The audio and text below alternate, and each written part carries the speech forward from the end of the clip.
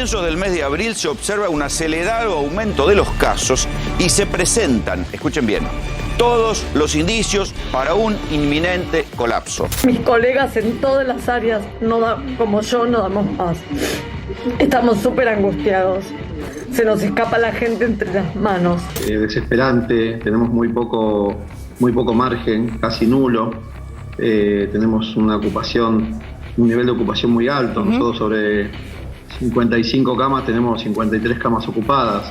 El sistema sanitario, y esto lo tengo que decir enfáticamente, está en mucho peores condiciones para enfrentar esta etapa de la pandemia de que lo que estuvimos durante la primera ola.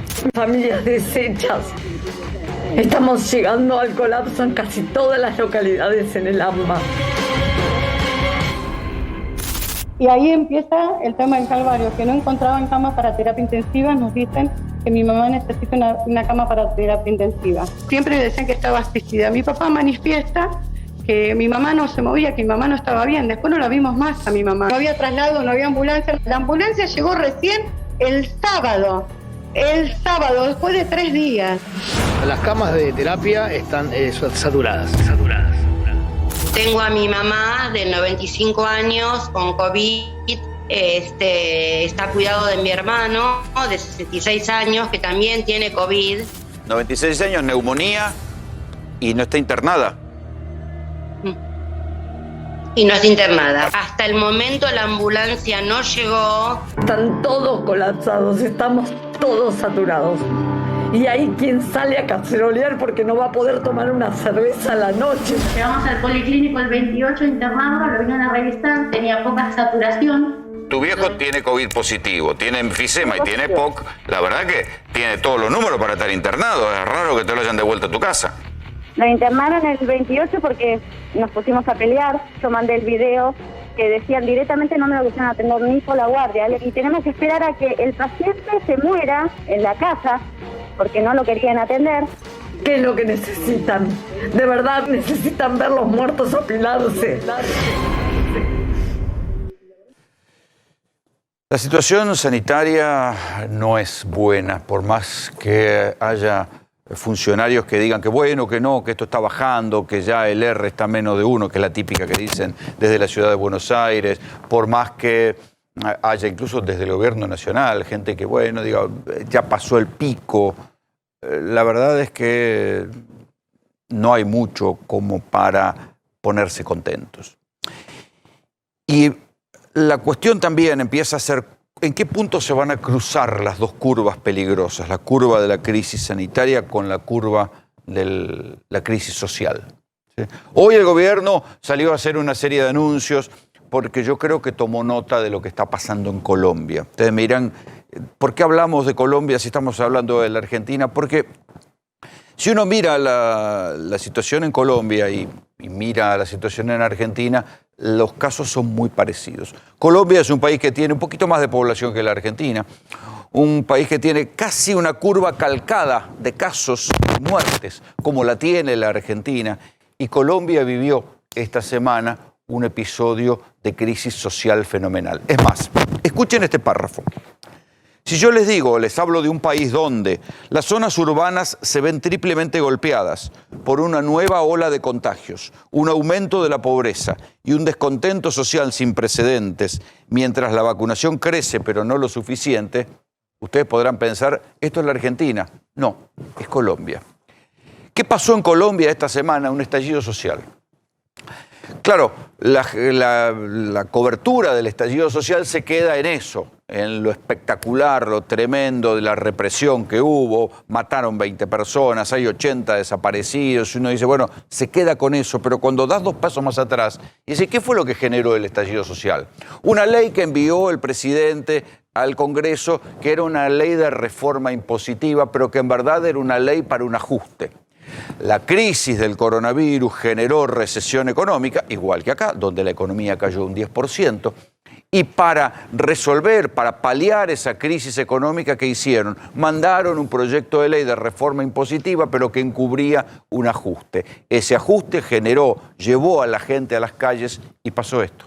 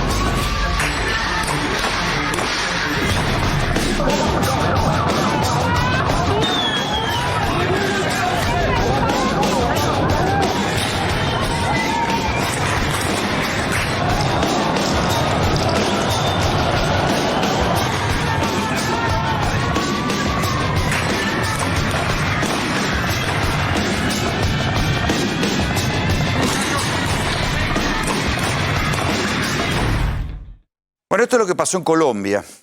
Y entonces, en Colombia, y por eso yo digo que el gobierno debe haber visto atentamente lo que pasó en Colombia, porque hoy respondió con medidas sociales.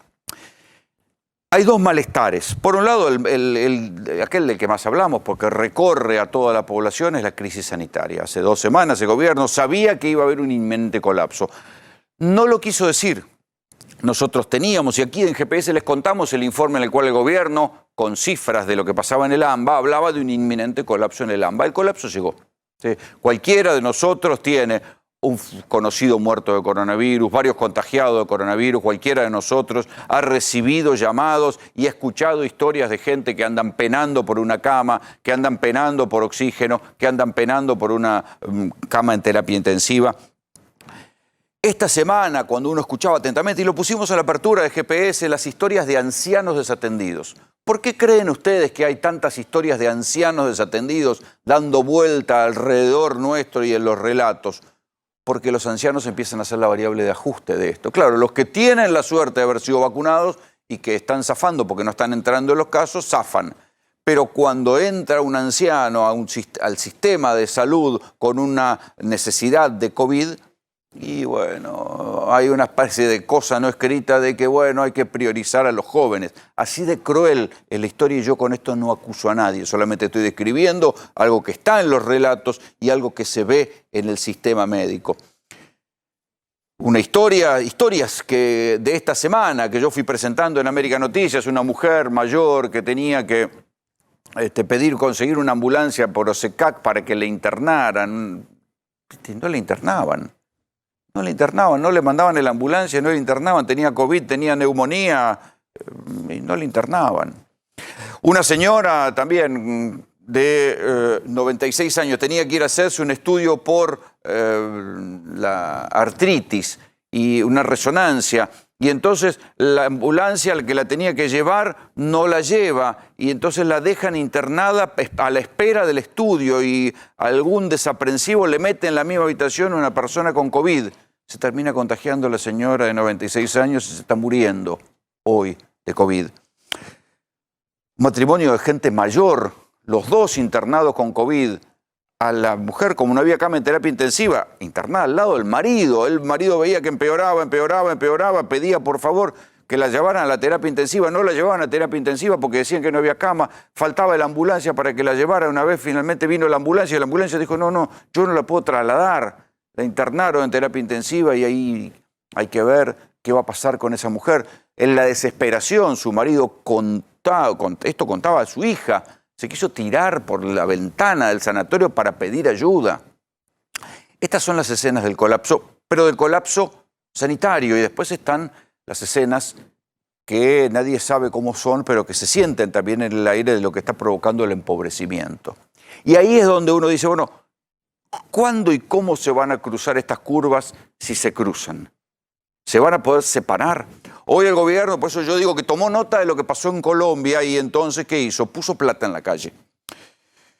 Dispuso una ampliación de la tarjeta alimentar de 1.500 a 2 millones de personas va a llegar la tarjeta alimentar.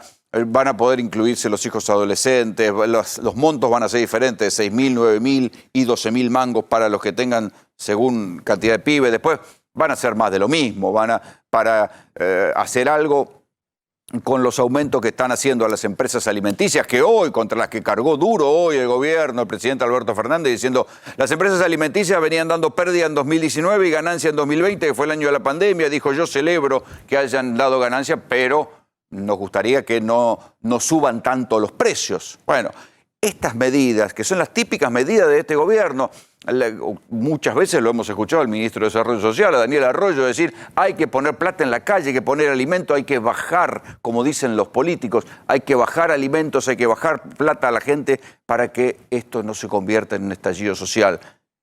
Eso en los tiempos de Macri, imagínense, con una caída del 10% de la economía y una muy incipiente recuperación desde ese pozo en el que estábamos. Esto fue lo que dijo Alberto Fernández hoy, escuchen.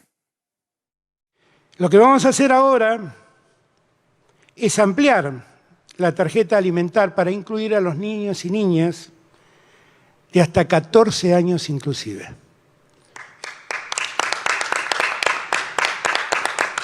Eso significa que ya el aporte no es solamente, no lo van a recibir las madres que tengan hijos de hasta 6 años, sino que la van a recibir las madres que tengan hijos de hasta 14 años.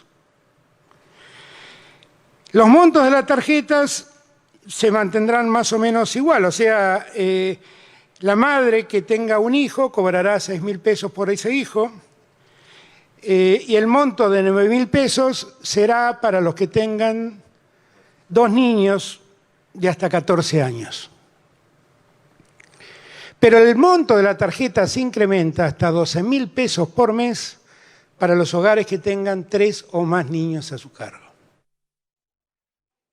Esto es lo que está anunciando el gobierno, que sabe, la única diferencia entre Colombia y la Argentina es que en Colombia gobierna la derecha, que piensa que los ajustes se pueden imponer a repetición, y aquí en la Argentina gobierna el peronismo, y el peronismo sabe que no hay que jugar con el humor social porque eso puede generar un estallido, pero es la primera vez que este es un peronismo pobre, un peronismo en crisis, en una recesión económica. Es una situación no vista. Hay que remontarse a los tiempos del menemismo para ver un gobierno peronista administrando la pobreza. Pero no solo administrando la pobreza o intentando surfear la pobreza, repartiendo lo poco que hay, sino también administrando esta situación de crisis. Cuando nosotros les mostramos la semana pasada, le decíamos, cuidado, que lo que es un inminente colapso sanitario se convierte en curvas y que no hay demasiado para festejar y que no hay demasiado no hay mucho optimismo para decir, o sea, este optimismo para mí estúpido en el cual están metidos varios funcionarios como diciendo, bueno, ya pasó el pico, ahora hay que cuidarnos, sí, pero bueno, ya lo peor pasó, todo eso, no sé qué mundo están viendo. Our World in Data es una página de referencia mundial, cualquiera de ustedes puede entrar, y se va a encontrar con estas curvas. Son las curvas de... casos por millón de habitantes. Casos por millón, no tengo mucho brillo, por eso. Casos por millón de habitantes en el Mercosur, y les agregué Colombia. ¿Sí? ¿Se acuerdan de Uruguay? El país que era el ejemplo de la libertad y que gracias a que Uruguay no había tenido restricciones y había podido controlar la pandemia, el coronavirus y todo lo que fue mostrado Uruguay. Bueno, vean Uruguay como en los casos por millón de habitantes les estalla y queda acá. En el primer lugar en el Mercosur, y incluí Colombia, por esto que yo les decía que Colombia y la Argentina son dos países similares, en similar tamaño y con una curva casi calcada de coronavirus. Casos por millón de habitantes. Vean cuál es el país que está segundo en el Mercosur. Argentina. Sin embargo, el país del cual todos veníamos hablando era Brasil. ¿sí? Y sin embargo, Brasil está mucho más abajo, está acá. O sea, Brasil, una catástrofe internacional, en casos por millón de habitantes, cuando uno lo compara, no está tan grave. ¿Sí? Por eso digo, para que tengamos la magnitud de lo que estamos atravesando. Brasil es analizado y hay críticas mundiales a Bolsonaro por el mal manejo de la pandemia, sin embargo, tiene menos casos por millón de habitantes que la Argentina. ¿Sí? Colombia está ahí muy cerca y también está Paraguay, con una evolución similar a la Argentina en términos de en esta segunda ola. Yo estoy analizando el periodo que va de enero, del 1 de enero, al 6 de mayo del 2021. Ahora vean la comparación de las curvas, ¿sí?, de los muertos. Enseguida van a ver la comparación de curva de los muertos, porque esta fue la peor semana del coronavirus. Mientras hay algunos funcionarios que dicen, no, ya pasó el pico, no, se están desocupando las camas de terapia. Hoy escuché al ministro de Salud de la Ciudad de Buenos Aires, a Quirós, diciendo, bueno, se están desocupando, está bajando la ocupación de camas de terapia intensiva, esto es porque también está bajando el R. Yo no sé de dónde sale tanto optimismo. Será, insisto, que no quieren alarmar a la población, cosa que también comparte el gobierno nacional, que dice, bueno, no, estamos saliendo de lo peor. Acá están los muertos. Insisto, la peor semana de toda la pandemia, de los 2 años de pandemia, fue esta, donde se sumaron de lunes a viernes 2.500 muertos. Con 2 veces se batió el récord de muertos. Un día 663, otro día 611. Y aquí está, insisto, Our World in Data, la página de referencia mundial, compara la proporcionalidad, que es como se tiene que hacer la comparación, no solamente con el número crudo, sino el número por millón de habitantes, en Uruguay, en Paraguay, en Brasil, en Colombia y en Argentina. ¿Sí? Insisto, otra vez, Uruguay, el país que tiene la campaña de vacunación, porque a nosotros nos cuentan de la campaña de vacunación magnífica que tiene Uruguay. Sí, con una vacuna más o menos, pero fíjense lo que pasó con Uruguay. Está bien, Uruguay tiene poca población, pero tiene muchos casos. ¿Sí? Paraguay lo mismo, tiene muchísimas muertes. Y el único motivo por el cual Argentina tiene tal vez menos muertes que otros países del Mercosur, acá sí se ve la eficiencia del sistema sanitario. ¿Sí? Argentina tiene menos muertes cada millón de habitantes que Brasil y que Paraguay, 2 países donde nosotros hemos narrado infinidad de veces los problemas que había en los hospitales, los problemas que había con el oxígeno, los problemas que había con el sistema sanitario, y tienen más muertos por millón de habitantes que la Argentina. Ahora bien, no es que la Argentina está para destapar champán, porque la Argentina viene subiendo. Vean los saltos que pegan la cantidad de muertes en la Argentina.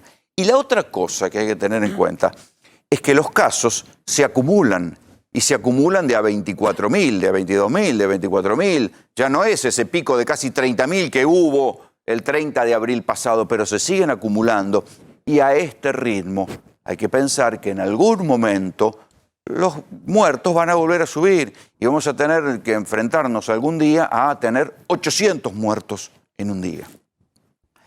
Frente a todo esto, nos hemos acostumbrado. Nos hemos acostumbrado a la ruleta rusa de al que le toque, le toque. Nos hemos acostumbrado a la ruleta rusa de, bueno, más sí, es lo que hay. Nos hemos acostumbrado a 600 muertos por día.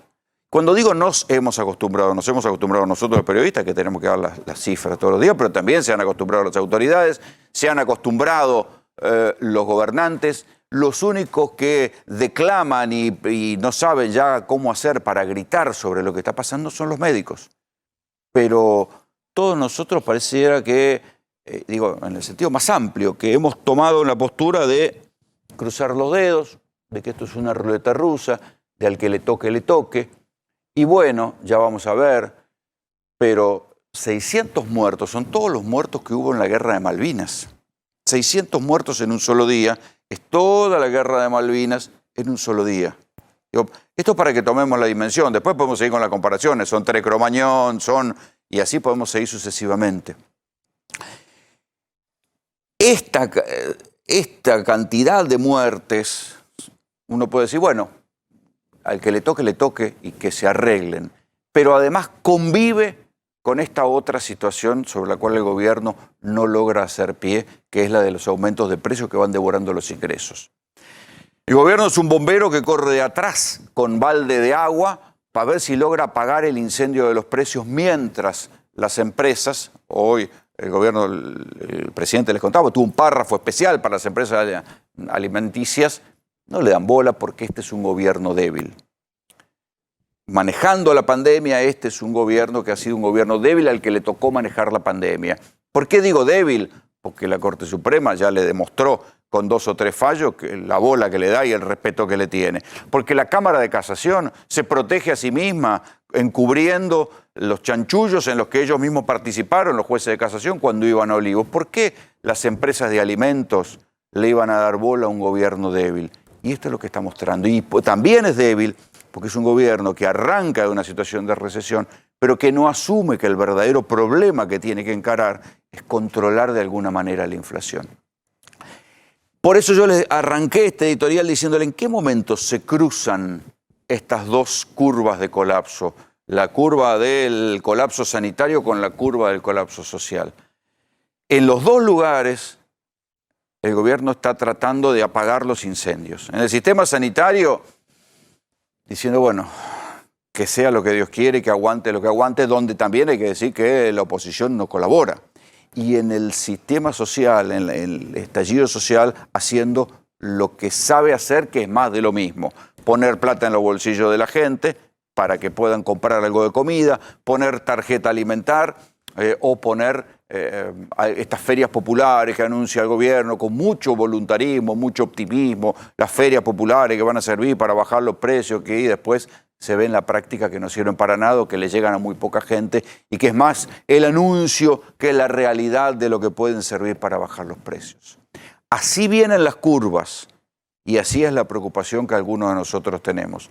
Tal vez nos preocupemos de más, tal vez no pase nada, pero cuando uno mira las curvas de muertes, las curvas de contagios, no es para tranquilizarse y destapar champaña. Y cuando uno mira lo que pasó en Colombia, el estallido social que hubo cuando intentaron hacer un ajuste, acá no hay ajuste, hay distribución de plata, pero acá la cuestión puede ser por el lado de la inflación. Entonces, estas cosas son las que uno ve que se juntan peligrosamente y lo único que puede hacer es hacer lo que hacemos nosotros, llamar la atención, pese a la anestesia general que no quiere ver ni los muertos ni la crisis social. Bienvenidos, esto es GPS.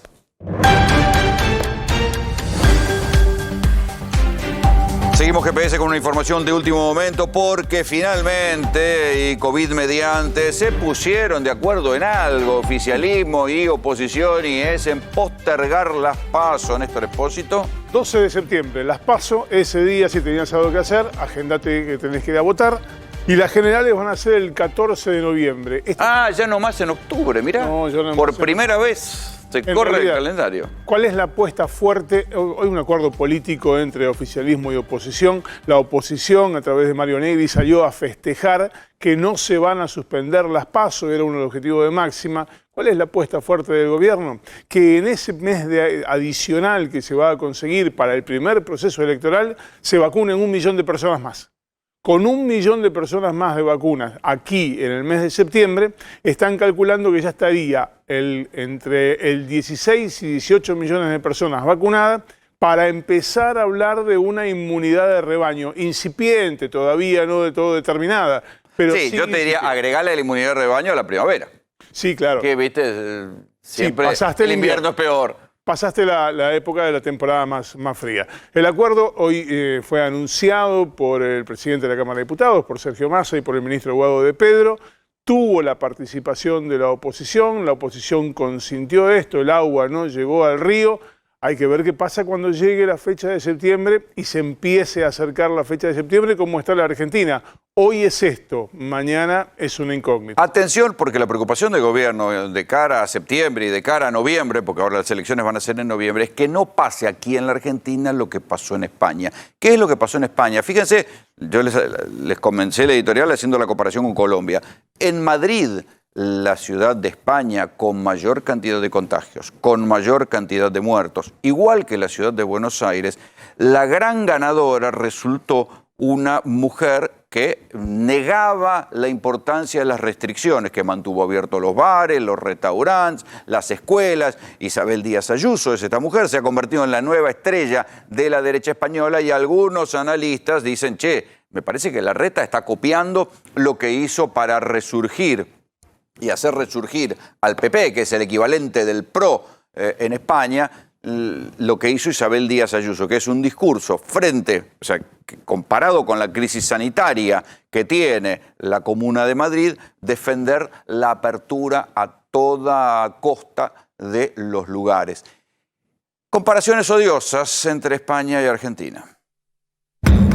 Un funeral en trajes de protección. Es el entierro de una de las más de 4.000 víctimas del coronavirus en España. Hay otras ciudades muy importantes, como al igual que en Argentina, las ciudades grandes, tanto Madrid como Barcelona, no pueden avanzar de fase y van a seguir en la fase que actualmente están, teniendo la relación directa con Argentina. La falta de equipos y personal médico agobia a los doctores y las enfermeras. En Madrid, una sala preparada con 12 camas atendía a 21 pacientes, casi el doble de su capacidad. Es imposible desconectar, porque además es impotencia, es tristeza. Días de máxima tensión en los hospitales de la capital argentina y de la provincia de Buenos Aires. Hay una explosión de contagios de COVID-19. En este hospital público solo quedan libres 2 camas en terapia intensiva. Si hoy quisiéramos abrir mayor cantidad de camas de terapia intensiva en cualquier parte del país, no hay mayor personal de terapistas que puedan atenderlos. Las camas de terapia están saturadas. Desbordados están ya los hospitales privados de la capital, donde acuden 8 de cada 10 habitantes de Buenos Aires. La pandemia de coronavirus se estabiliza en buena parte de España. En casi todas las comunidades descienden las cifras de nuevos casos. Sin embargo, preocupan los datos de otras regiones. El número de muertos sube un poquito, son 185, pero también mantiene las mismas tendencias observadas en los últimos días, con un claro descenso semana a semana que se ha agudizado durante estos últimos 7 u 8 días. Un récord histórico, 663 muertes en las últimas 24 horas. Son 102 muertos más que el récord anterior en un solo día, por eso es una cifra que genera estupor. ¿Qué consecuencias políticas traerá a la Argentina la pandemia? Una de las cosas que se ve en todo el mundo es que el que gobierna pierde. ¿Sí? El que le toca gobernar en pandemia pierde, sea de derecha, sea de izquierda, sea de centro. El que le toca gobernar en pandemia pierde, y si no, pregúntenle a Donald Trump, que venía bárbaro, iba a ganar las elecciones y se convirtió en uno de los primeros presidentes en la historia de Estados Unidos, que pierde pudiendo renovar su mandato. Lo mismo pasó en Perú, perdió. Se tuvo que ir antes, Vizcarra, el presidente peruano. Lo mismo pasó en Bolivia, donde el golpe de Estado no pudo revalidar su título en las urnas. Lo mismo está pasando en Brasil. A la inversa, Bolsonaro, el gran aperturista, en cualquier momento le hacen juicio político y lo echan por el mal manejo de la pandemia. En España lo que pasó es lo contrario. Un gobierno de centroizquierda gobernando se lleva la peor parte y resurge la derecha con un discurso aperturista casi negacionista. ¿Puede pasar lo mismo en la Argentina? Aquí en la Argentina el colapso sanitario más el colapso social puede hacer que el gobierno pierda en las próximas elecciones. Acá está la comparación que yo les decía de Argentina y España. ¿Sí? Acá esta es la segunda ola de España, cómo se estallan los casos, ¿sí? Y después cómo empiezan a caer. Acá sí se notan los efectos de la vacunación y cómo se disparan los casos en la Argentina. Claro, la diferencia entre Argentina y España, que si bien tienen una población similar, es que España es el primer mundo. Y ahí, Rodrigo, la campaña de vacunación es mucho más seria. La campaña de vacunación en España, Rolando, tiene aproximadamente casi el 19% de la población vacunada. 18.489.000 personas fueron vacunadas. En un día se lograron aplicar 573.014 vacunas, ¿sí? Si vos los comparás con Argentina, tenés 7.640.000 personas vacunadas hoy en día en Argentina, y el récord fue de 229.000 en Argentina. ¿Por qué les hacemos la comparación entre Argentina y España? Por la cuestión de las ciudades, ¿sí? En Madrid gana un discurso que critica desde el punto de vista como está haciendo el discurso de la derecha. Así, bueno, se recortan las libertades, mientras que Madrid, igual que la ciudad de Buenos Aires, son los dos distritos que tuvieron, cada uno en sus países, más cantidad de casos y más cantidad de muertes. Para ayudarme a analizar esto, lo tengo a mi amigo Walter Gubar, analista internacional, ahí en una pantalla. Walter, querido, ¿cómo estás? ¿Estás aislado vos? ¿Qué te pasó? ¿Cómo andás? No, digamos, bueno, tuve una suerte de contacto estrecho con una persona que está aislada, así que por eso no pude ir al piso. Bueno, ¿qué análisis haces de lo que pasó en España? ¿Puede pasar algo similar acá?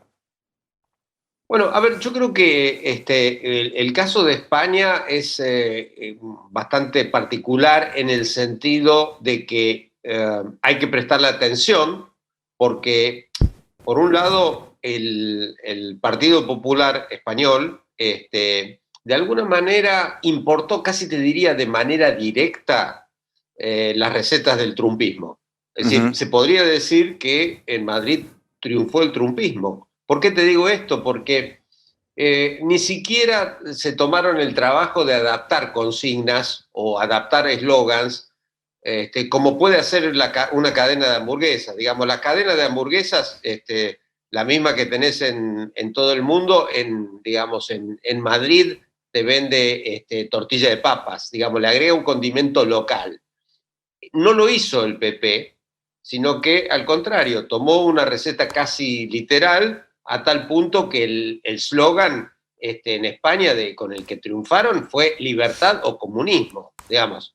La verdad que hablar de comunismo en España está bastante... Sí, es un poco extraño. Sí. Es un cachito exagerado, digamos. Pero por eso te digo que tomaron las consignas que se pueden tomar, digamos, en los barrios de Miami, digamos, más poblados de cubanos anticastristas o de venezolanos antichavistas. Pero esa cuestión de que las restricciones sanitarias se convierten en un casi comunismo, flota en la discusión hoy. Sí, bueno, acá, está bien, ¿no? Pero digamos, no, a ver, en ese sentido sí. De hecho, fíjate que, digamos, casi a nivel, si querés, anecdótico, de curiosidad, hay muchos comerciantes, fundamentalmente los que tienen restaurantes, bares en España, que tienen bautizadas pizzas con el nombre de Isabel Díaz Ayuso, o la cerveza de Isabel Díaz Ayuso, que es la candidata triunfante. Sí, por eso la primera que la saludó fue Patricia Bullrich de acá. Bueno, es obvio que hay una idea de imitar, y no nos olvidemos que en realidad el macrismo siempre ha abrevado en las aguas y en las finanzas del Partido Popular. En primer término, a través de las fundaciones de José María Aznar, pero también en muchas de las técnicas de marketing político y en muchas de las empresas de marketing político. Así que, digamos, es algo para tener en cuenta, sin lugar a dudas. Sí, y además, y el costo político de gobernar en tiempo de pandemia, que, digamos, haga lo que haga, siempre se te complica. Bueno, sí, eso también es cierto. Eso es un costo político que, digamos, creo que ningún gobernante elegiría, digamos, si le dieran la alternativa no elegiría esa alternativa. Lo que pasa es que después está como cada uno lo afronta, y digamos, creo que te diría que hay dos casos para mí paradigmáticos: el de Donald Trump, que ni siquiera entendió de qué se trataba la pandemia, y el de Bolsonaro.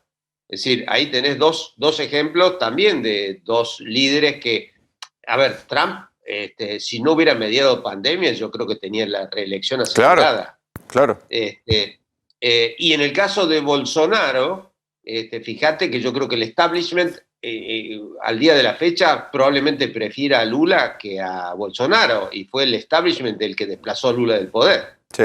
Y fíjate también lo que pasó en Colombia, que estábamos haciendo la comparación recién en el comienzo del programa, ¿no? La caída de la economía obliga a un ajuste, y el ajuste hace salir la gente a la calle y termina generándose una represión con 20 muertos y 80 desaparecidos. Sí, pero yo creo que ahí hay que tener cierto cuidado con las generalizaciones. ¿Por qué te digo esto? Porque, digamos, creo que el tema en Colombia, la violencia estatal es un fenómeno histórico. que, digamos, durante muchos años estuvo encubierto porque, digamos, bajo la excusa de la guerra digamos, el combate a la guerrilla, el combate a la FARC. Cuando terminó el conflicto con la FARC, empezó a quedar mucho más visible, en términos generales, este manejo de la violencia que hace el Estado a través del asesinato de líderes sociales, líderes campesinos, líderes sindicales, y además que el tipo de ajuste que planteó el gobierno de Duque realmente es absurdo, digamos.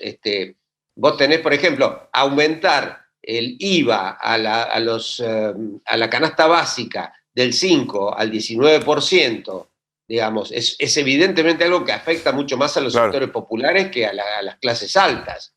Y hay otro dato que tal vez ha quedado subsumido, digamos, en los episodios de violencia, que parte del ajuste que se planteaba, el 60% de lo que se iba a recaudar con el ajuste planteado por Duque, iba a ser para financiar la compra de aviones de combate. Sí, una locura. Entonces, claro, pero en cualquier caso, eso también era una caída económica con una redistribución de recursos, digamos, y esto también en algún momento se está discutiendo en Argentina, porque no van a poder seguir gobernando solo a fuerza de inflación. No,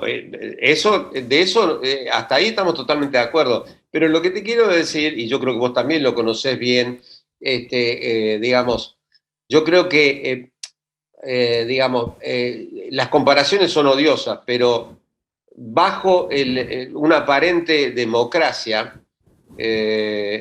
Colombia ha tenido más muertos que los que ha tenido países como Argentina, Chile, Uruguay durante las dictaduras. Y eso tiene que ver con un modelo en el cual el Estado, digamos, sí, mata sin preguntar demasiado. Una guerra interna contra su propia población. No nos olvidemos que las FARC se desarmaron, la gran mayoría de la FARC se desarmaron, pero los grupos paramilitares nunca se desarmaron.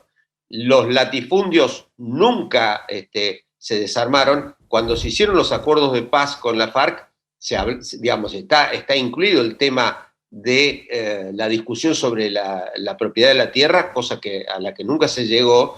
Por el contrario, a lo que se acostumbraron, digamos, los colombianos es a una permanente cacería de líderes sociales. Y que fue lo que se repitió esta semana. Walter, te agradezco mucho el contacto. Gracias a ustedes.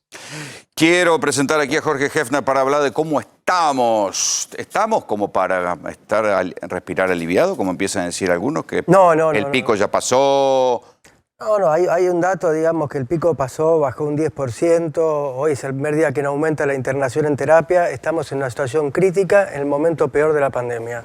Esa es la realidad. O sea, no hay optimismo posible en esta historia. Hay optimismo. Por la vacuna, pero... Hay optimismo por las vacunas, porque si vos ves, el promedio es muy significativo. Vos fíjate, 53 años el promedio en terapia hoy, 70 años en la primera ola. ¿Por qué no están los de 70 y 60 y pico? Porque están vacunados. Entonces hay un optimismo, pero estamos vacunando poco. Entonces, en ese escenario, digamos, hay dos cosas llamativas. Primero, no puede ser que la Argentina siga exportando vacunas. Porque ahí tenemos una asignatura pendiente que no se discute y hay que pero ahí es donde hay un momento donde decir, el gobierno, ¿cómo es posible que no se ponga los pantalones? Por eso te digo que este es un gobierno débil, lo decía en el editorial, que no puede lograr nada. O sea, la Argentina fabrica vacunas que se van con rumbo incierto y nunca vuelven. ¿Por qué no se planta, aunque sea con la ley de emergencia de salud, y dice, señores, las vacunas no salen hasta que no vuelven? ¿Cuánto tiempo nos dijeron que no se podían envasar acá la vacuna? Ahora se sabe que se pueden envasar, porque van a envasar dos vacunas, la Sputnik y la Sinopharm. Inadmisible. Absolutamente inadmisible. El asunto de que en un momento donde necesitamos vacunas... Está bien, pero puede ser, cuando yo lo discutía esto, lo empezamos a discutir en el verano, nos tiraban por la cabeza argumentos técnicos. Que no se puede, que el filtro hace falta un filtro especial de Estados Unidos. Y después con el tiempo se empieza a ver que se podía, que acá se envasan vacunas, que acá hay laboratorios que pueden envasar vacunas tranquilamente y que, bueno, lo del filtro no es tan importante. ¿Y entonces? Yo creo que el Estado tendría que tener presencia y tomar una medida, porque las vacunas las necesitamos, están entrando, pero siguen entrando en 800.000, al otro día 700.000, a la otra semana muchísimas menos, muchísimas menos. Es decir, hoy por hoy tener 5 millones de vacunas más o 5 millones de vacunas menos, ahora, la diferencia imagínate el tremenda. gesto político que sería si dice, ¿sabes qué? El presidente se planta y dice, no sale ninguna vacuna más hasta que no venga la vacuna que pagamos. Pero yo estoy Fin de la absolutamente discusión. de acuerdo, pero además no se entiende que están dando vueltas. es lo que están haciendo otros países. India, principal exportador, dejó de exportar. No solamente, China, Jorge, no solamente India, Estados Unidos, Gran Bretaña, Alemania, India, China. A ver, muchos países tomaron esa determinación porque necesitaban las vacunas para sus propios ciudadanos. Argentina es el único país que no sabemos nada, porque de hecho no hay información oficial que diga qué está pasando con esas vacunas que se siguen produciendo. Y el principio activo es la etapa más compleja, porque lo sabe bien. La información que hay es que el gobierno se reúne con los enviados de Estados Unidos para implorarle que nos manden la vacuna que nosotros fabricamos. Una situación penosa. Así es. El Estado tendría que tener presente y tendría que tomar una medida hasta que no vuelva a lo que corresponde. Yo creo que no debería salir una sola vacuna al exterior. Es una asignatura pendiente importantísima. Volvamos a los casos. 24.000 casos, o el promedio, no sé cuánto estará, 22.000, 23.000, 24.000 casos. Es muchísimo. El año pasado estaríamos horrorizados de esto. Pero es muchísimo y rescato el concepto. Cuando vos hablas de que colapsa el sistema de salud, no solamente que no tenés camas en terapia, aunque vos tengas camas en terapia. Lo de la mortalidad también se explica porque el paciente llega tarde a la terapia. Y llega tarde porque todo el sistema de derivación tarda. Entonces, hay un sistema... Claro, no hay cama común y ya para cuando entra al sistema hospitalario, entra ya con la neumonía desatada. Entra complicado, entonces todo el sistema está tremendamente tensionado, toda la comunidad médica, los enfermeros está tremendamente cansado y está dando lo mejor de sí. Habría que aplaudirlos todos los días, no sé por qué en algún momento lo dejamos de aplaudir. Pero realmente el sistema de salud, hoy por hoy, está colapsado. Igual, de hecho, Jorge, está colapsado, con el mejor esfuerzo. Permitime decir algo que vos acabás de decir, que decías que hoy fue el primer día que no creció la cantidad de pacientes ingresados en terapia intensiva. Esto tiene que ver también justamente con la mortalidad, porque al aumentar las muertes, esos pacientes, aproximadamente, me decía alguien de la SATI, entre el 80 y el 70% de esos 600 que fallecieron hoy estaban internados en terapia intensiva. Entonces, no sube porque se empiezan a morir cada vez más. Entonces, por eso es que baja la internación. Y bajó la eficiencia, la eficacia de las terapias intensivas, que el año pasado era del 50% y hoy está en el 30%. También eso se explica porque tenemos variantes nuevas que son mucho más agresivas. Porque esto está claro que son más agresivas y hace que vos vas a las terapias y me cuentan los médicos terapistas de personas de 40 y 50 años, saludables, deportistas. Bueno, Rodrigo, ¿qué viste vos? Mira, yo te voy a contar un dato de una clínica del conurbano. Te voy a decir edades, ¿sí? Edades. De 17 camas de terapia intensiva, te digo edades. 42, 53, 45, 49, 34, 45, 40, 39 y 38 años. Más del 50% de los pacientes internados por debajo de los 53 años. Claro. Con posibilidades, obviamente, a ver, recordemos que el ministro Goyan dijo, ¿sí? Entre el 60 y el 70% de estos pacientes no va a salir de la terapia intensiva. Es dramático. Sí, Néstor. No, ¿qué pasó, doctor, con todos los tratamientos, el suero hiperinmune, con el plasma de los recuperados? ¿Qué pasó con todo eso? ¿Por qué eso no está dando resultados? Digamos, el tratamiento clásico que aprendimos ahí en julio-agosto del año pasado es corticoides como antiinflamatorio y terapia antitrombótica. Esos dos tratamientos andan en la medida de sus posibilidades. La administración de anticuerpos, particularmente, que hay dos grandes compañías, Lilly y Regeneron en Estados Unidos, anda muy bien, pero te cuesta cada administración $50.000, es imposible.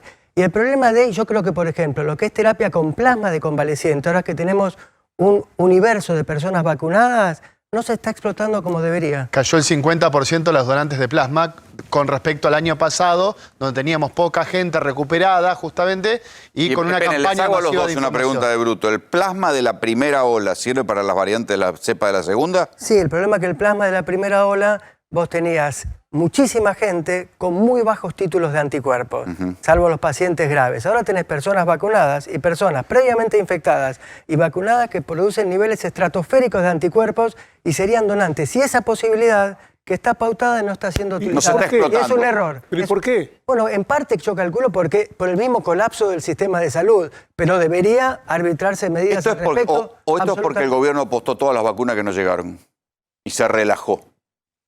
No, yo no veo que haya, digamos, no veo que ni el gobierno ni la oposición esté relajado porque todos ven el cuadro este que vos presentaste y realmente es un cuadro dramático. Se relajaron en el sentido, bueno, van a llegar las vacunas, se relajaron a comienzo de año y no apostaron más al plasma, no avanzaron más en el reequipamiento, no avanzaron más en el personal de salud. Puede ser. Yo creo... Había una euforia a principio de año con la vacuna.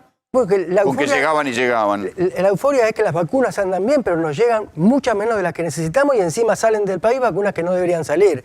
El tratamiento con plasma es un tratamiento adecuado que si vos tomás al paciente en las primeras 72 o 96 horas desde inicio de síntomas, tiene un efecto importante. ¿Y el suero equino? Que lo anunciaron también con bombos y platillos. El suero equino se está utilizando y por los datos que yo vi publicados, digamos, también me dio un efecto beneficioso. Sí, pero no es un tramento barato. No es barato. En cambio, el plasma es mucho más accesible si articulás la logística. Arriba de los 150.000 pesos la aplicación del suero hiperinmune. Eso es otra cosa que tampoco entendemos. Un caballo con eso.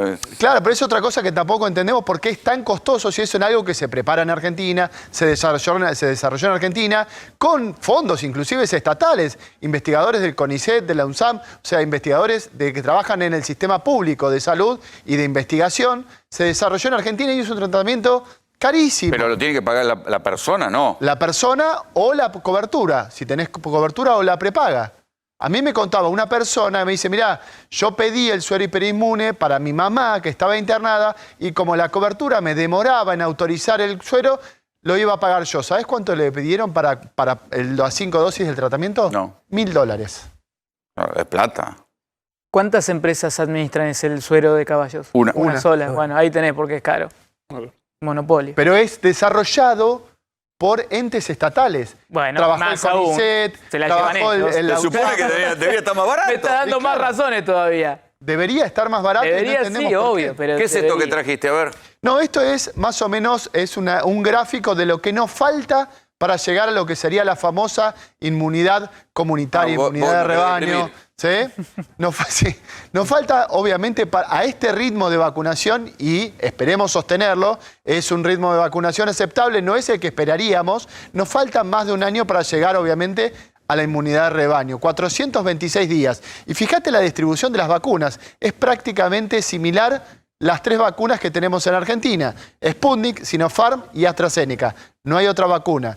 Después, obviamente, de Pfizer no tenemos nada, Moderna no tenemos nada, y de Sinovac todavía no ha llegado al país estas vacunas. Pero bueno, más de un año. Vuelve a empezar. No, esperemos que no sea... Espero que no haya nueva cepa. No, porque al año vos tenés que volver a vacunar la población porque la memoria no va a durar más que un año con estas vacunas. ¿Las vacunas solo por un año? Las vacunas estas, incluso ahora con 2 vacunas excelentes, Pfizer y Moderna, están hablando de una nueva dosis a los nuevos 10 meses. O sea, que el año que viene todos nos tenemos que volver a vacunar. Tipo antigripal. Absolutamente. Va a ser anual o 15 meses, pero en ese rango. Sí, igualmente, Rolando, hay que entender que lo más importante de la campaña de vacunación es la velocidad. Porque si vos no le das velocidad a tu campaña de vacunación, lo que permitís es que pase lo que está pasando en la India, lo que pasó en Brasil, que de hecho Brasil no está tan bien. Lo que pasa en Uruguay, ¿qué pasa? Tenés la posibilidad de que haya nuevas variantes y ojalá y no pase eso, tenés la posibilidad de que esas nuevas variantes no sean cubiertas por las vacunas. Que eso es una posibilidad también. Ojo con eso. Bueno, pero hasta ahora no está pasando eso. En Argentina tenemos 3 variantes que están circulando. 2 de las problemáticas, la británica y la variante de Manaos. La británica la cubrís totalmente con nuestras vacunas, la de Manaos un poquito más, pero también los últimos datos indican que lo cubrís bien. Y la otra variante, que es la andina, que surgió hace poco, que no sabemos si surgió en Perú y Chile, no habría grandes problemas. Hay una que amenaza desde afuera, que llegó a Brasil y no a la Argentina, que es la sudafricana. Que la sudafricana se cayó, el proyecto Oxford-AstraZeneca en Sudáfrica, porque evade mucho la respuesta inmune. De hecho, Pfizer y Moderna mostraron valores mucho menores de eficacia con la variante sudafricana, en estudios in vitro. ¿No hay también ahora en India una nueva cepa que es todavía más complicada? Bueno, recién en el día de hoy algunos ya empiezan a llamarla como variante, no de interés, sino variante problemática, porque aparentemente es más transmisible. Recién se está estudiando. Hay muchas variantes en estudio, Pasa que amerita un tiempo el hecho de decir, esta es más transmisible, se asocia a mayor gravedad, o como decías, se asocia a la capacidad de evadir la respuesta inmune. Mientras tengamos amplios lugares y Argentina entre ellos, donde circula así tan libremente y tan masivamente el virus, estamos dando sustento a que se generen nuevas variantes problemáticas. Con más de 20.000 muertos, más de 20.000 casos por día, los casos de muerte van a seguir siendo altos. Porque es una cuestión de proporcionalidad. Sí, porque además la internación en terapia, vos incluso lo podés ilustrar mejor que yo, es una internación que a veces es prolongada, y más si es gente joven que puede pelearla mucho más. Bueno, bienvenido que pueda pelearla más para salir adelante. Y siempre, digamos, primero bajan los casos y luego, con un retardo en el tiempo, empiezan a bajar internaciones en terapia y número de mortalidad. Pero los casos bajaron poco. 10%, 10-15%, muy poco, muy poco. Y ahora viene el invierno. Y ahora viene el invierno. Y ahora viene, o sea que hay más cierre. Y ahora viene un fin de semana largo donde nuevamente la recomendación es quédate en casa. Porque esa tiene que ser la recomendación. En ese sentido yo creo que habría que haber tomado medidas más estrictas. Entiendo que hay gente que opina distinto de esto, pero esta curva que estamos en 20 y pico de mil... Pero un gobierno, a ver, si coincidimos que este es un gobierno débil, al que se le llevan las vacunas, al que le aumentan los alimentos, ¿qué medidas estrictas va a tomar? Bueno, tendríamos que haber hecho una fase 1 por 2 semanas. ¿Vos, Jorge, no crees que se confiaron con Semana Santa? Porque justamente yo creo que Semana Santa fue uno de los puntos de inflexión donde se empieza, a ver, a partir de una semana después de la Semana Santa, lo hemos escuchado al ministro Lamen diciendo que, bueno, que tomaron el caso del verano, donde en el verano no hubo gran cantidad de contagios, pero sí Semana Santa fue un punto de inflexión en la elevación de la cantidad de casos. Evidentemente sí, porque las 2 semanas post Semana Santa, respetando el periodo de incubación del virus, empezamos a ver. Realmente habría que... Se desalentó, porque se desalentó, pero no alcanza con desalentar, ese es el punto. Si estamos en una guerra con el número de fallecidos que tenemos, no alcanza con desalentar, no alcanza. Más allá que la oposición no acompaña, porque no acompaña presencialidad mediante o como que estamos contra la libertad, digamos, todo el mundo está a favor de la libertad. Pero, digamos, más allá de ese tipo de cuestiones, habría que haber tomado medidas más dramáticas, sin duda. Tanto en el terreno del emergente de vacunas que salen, que no deberían salir, como medidas de restricción acotadas en el inicio y la finalización. En todo lo que vos venís viendo, ¿qué escenario ves por delante? Depende básicamente de dos parámetros. Uno, ¿cuántas vacunas vamos a tener? Porque si nosotros logramos cubrir a los 60 para arriba, 70 para arriba está muy cubierto, 60 para arriba. Hoy se adicionaron las personas con comorbilidades, enfermedades neoplásicas, tuberculosis activa, etc. Y logramos bajarlo a los docentes, policías, gendarmería, es decir, la gente que se mueve mucho. Tenemos un horizonte. No estamos hablando de un horizonte para el 2022. Si podemos generalizar la vacunación, tenemos un horizonte a 3 meses. No para el virus va a seguir estando. Pero no vamos a tener 600, por ahí tenemos 30, 40 o 50. Los 600 es como vos decías, no nos acostumbremos, porque sería realmente malísimo acostumbrarnos a tener 600, 500, 400. Tenemos que bajar en forma dramática. Eso es restricción en la circulación y resolver el problema de estas asignaturas pendientes en el terreno de vacunas. ¿Cuál va a ser el horizonte de muertes con esta cantidad de casos? Se lo voy a preguntar a Carlos Soriano, es médico emergentólogo, está en Córdoba. Doctor, ¿cómo le va? Buenas, ¿cómo le va? Gracias por llamar, un gusto. ¿Qué es lo que está viendo usted con esta cantidad de casos y esta cantidad de muertos? Mire, para hacer un muy breve resumen para que la gente vea, en epidemiología nos manejamos con variables, ¿cierto? Y el 1 de marzo, no sé si ustedes se acuerdan, pero una vez a la gente, había 4.600 casos.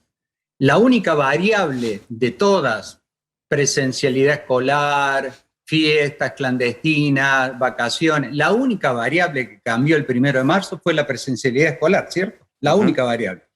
Ya teníamos el día 23 de marzo, o sea, supuestamente eso es lo que tarda el virus en contagiar, incubarse, etcétera, etcétera. Teníamos 9.000 casos. El día 29 de marzo ya teníamos 14.154 casos con 100 y pico de muertos. No paramos ahí.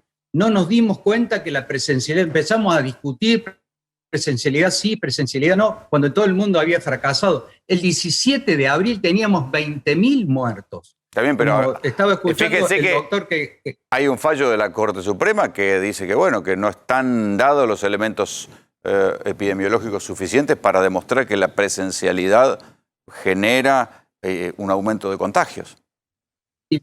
Bueno, con el respeto que me merece, yo no me puedo poner a opinar de leyes y creo que la Corte Suprema no se puede poner a opinar de epidemiología. Lo que yo le estoy diciendo es una cuestión que ha sucedido en el Reino Unido, en Italia, en Portugal, en Israel, que es el país más vacunado. Yo lo escuchaba al doctor recién, tiene que tener el 70% de la población vacunada. Bueno, Israel, que es el país más vacunado del mundo, tuvo que cerrar 3 veces la presencialidad. O sea, la revista más prestigiosa del mundo, que es The Lancet, considera la presencialidad escolar, porque no hablemos de la escolaridad segura. Toda la presencialidad implica el transporte, el ir con 5 grados en un ómnibus con todos los vidrios cerrados, porque ayer llovió en Córdoba, hacía 5 grados, o sea, que eso era una bomba de tiempo. Uno solo que fuera contagiaba. En Córdoba las escuelas están abiertas, ¿no?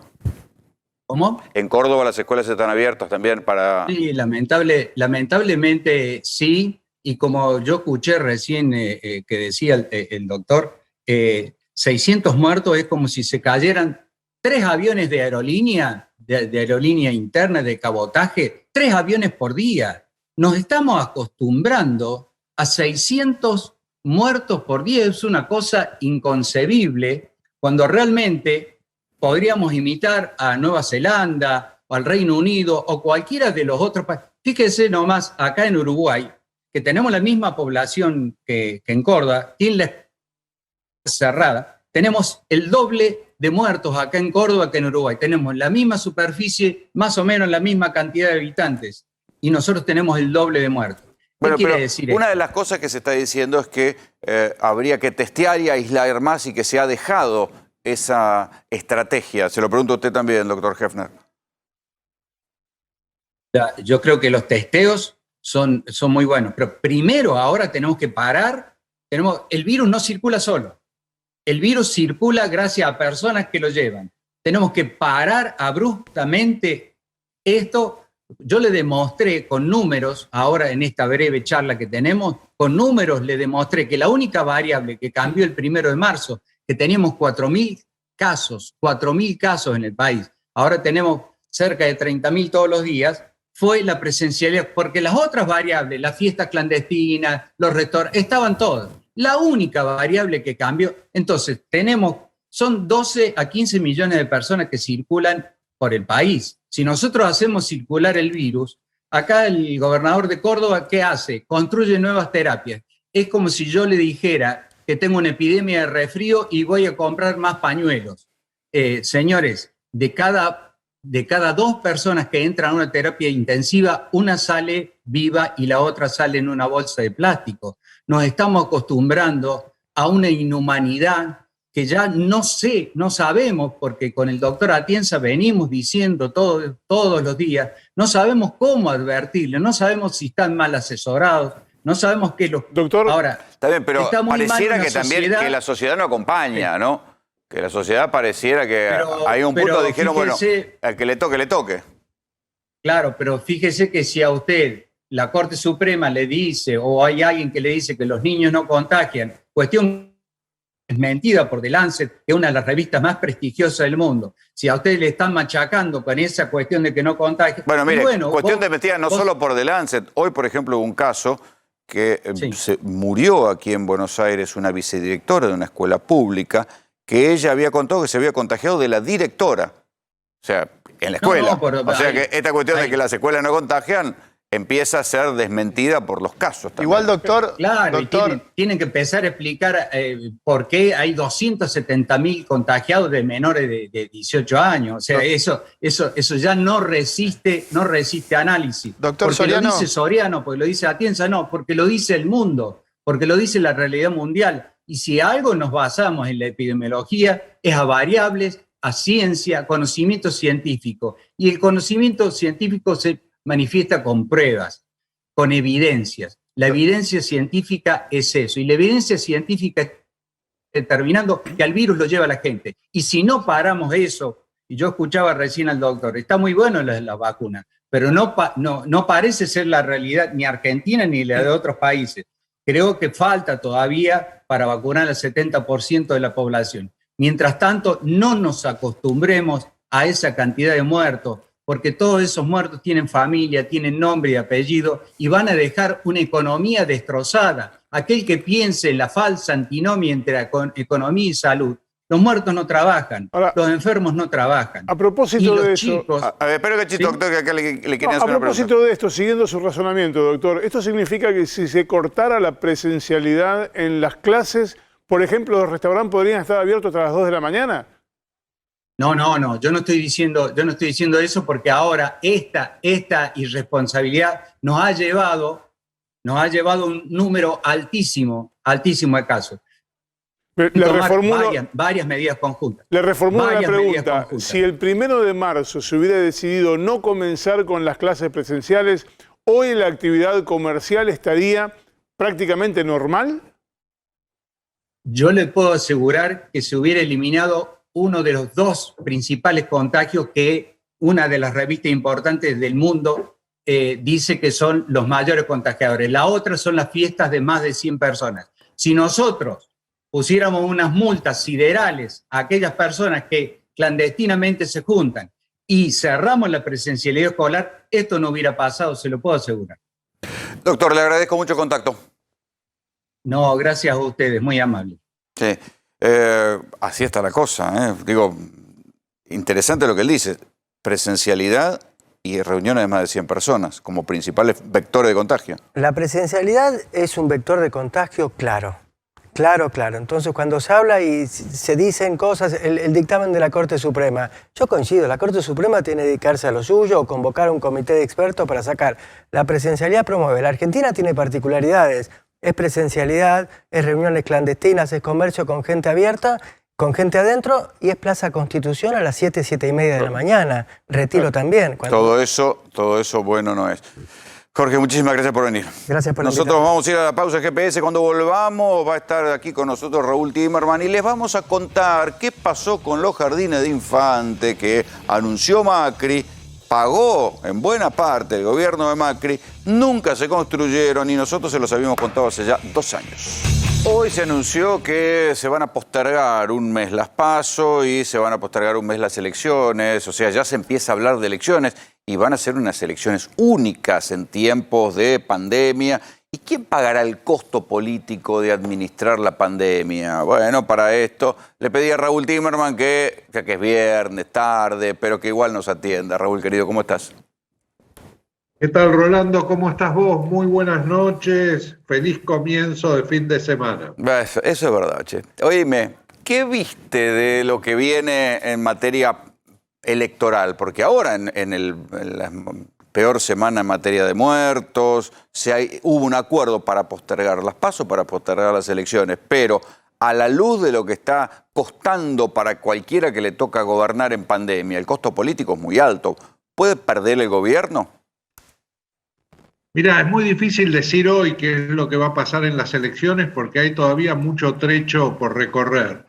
Lo que sí, desde el punto de vista del gobierno, hay un trío político, Máximo Kirchner, Sergio Massa, Guado de Pedro, que indudablemente trabaja en la política y fue el que logró el acuerdo con los sectores de la oposición para de común acuerdo lograr la postergación de las elecciones. El gobierno está golpeado por un año de pandemia que no la ha pasado bien, digamos, no nos ha ido bien. Hemos conseguido vacunas, pero no nos ha ido bien. Y de aumento de los alimentos, ¿no? Hasta el momento no nos ha ido demasiado bien, te diría yo. Y lo estamos viendo, la cantidad de muertos cada 100.000 habitantes que tenemos es alto, el número de contagios, esta ola nos agarró mal, digamos, con un porcentaje muy bajo de vacunados. Y aparte hay un gobierno, yo hoy escuchaba los discursos, no sé si lo escuchaste, al presidente, al ministro Guzmán, digamos, fueron discursos posiblemente de mayor peso político el del ministro Guzmán que el del presidente. El presidente tuvo mejores anuncios para la gente, pero el ministro Guzmán se plantó de alguna manera en su posición respecto al plan económico y se planteó con mucha fuerza en el sentido de decir, este es un país que subsidia a los ricos, digamos. ¿Qué es lo que sucede realmente con las tarifas eléctricas en el AMBA? Ahora, ¿qué está pasando con el gobierno? En el gobierno hay 5 ministros, hay 5 ministros, un secretario de Estado, un embajador y un ministro de la provincia de Buenos Aires, que piden la pelota continuamente, se comen la cancha, hacen goles y qué sé yo. Y después hay un conjunto de gente, porque hay muchos ministros. Que hacen la plancha. Que hacen la plancha, sí, efectivamente. Que no la salen a pelear. Es un momento que hay que ponerse los pantalones y salir a la cancha. Néstor Kirchner decía, para gobernar un país hace falta muchísimo coraje y algo de locura. Bueno, no se ve nada de locura y se ve poco coraje, excepto en un grupo reducido de gente. Es un gobierno débil la Corte Suprema le falla en contra, la Cámara de Casación toma fallos de autoprotección, las empresas de alimentos le aumentan los precios de los alimentos como se les da la gana digamos, no le tienen miedo al gobierno porque saben que no puede hacer nada. Le fabrican vacunas acá y se las mandan para Estados Unidos y no vuelven. Da la impresión de que es un gobierno que cualquiera le hace cualquier cosa. A México y no vuelven, pero es lo mismo. No, están en Estados Unidos ahora. Unidos, están en Estados Unidos, sí. Sí. Efectivamente. No, yo no te diría, lo que uno está viendo a través de las encuestas, nosotros trabajamos con Sheila Wilker, el tema muy fuerte, el tema de la clase media, acabamos de hacer una encuesta. Lo que ves claramente es que es muy difícil establecer un diálogo y llegar a acuerdos entre la oposición y el gobierno, porque el gobierno no tiene un liderazgo efectivo claro y la oposición tampoco tiene un liderazgo efectivo claro. Vos fijate, Alberto Fernández tiene la responsabilidad de gobernar el país y de la oposición, Horacio Rodríguez Larreta tiene la responsabilidad de gobernar la ciudad de Buenos Aires. Suponete que deciden llegar a acuerdos sobre 4 o 5 puntos básicos. Alberto Fernández se da vuelta y la Cámpora se lo rechaza, el kirchnerismo se lo rechaza. Hay sectores que no están de acuerdo. Horacio Rodríguez se da vuelta, Macri se lo rechaza, Patricia Bullrich se lo rechaza.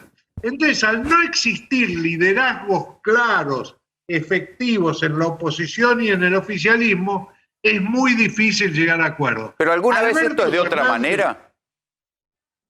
¿De otra manera qué? Claro, ¿alguna vez esto es de otra manera? ¿Los liderazgos se ejercen sin disputas internas?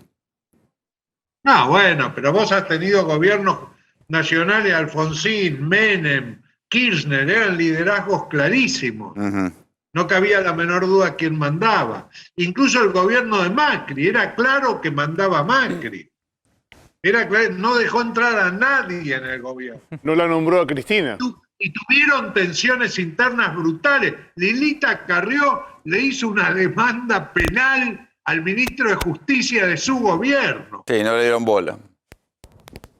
No, pero te quiero decir, las tensiones en las coaliciones de gobierno, nosotros, la primer coalición que tuvimos de gobierno en la Argentina fue la de Fernando de la Rúa, los radicales con el prepaso. Terminó pésimo.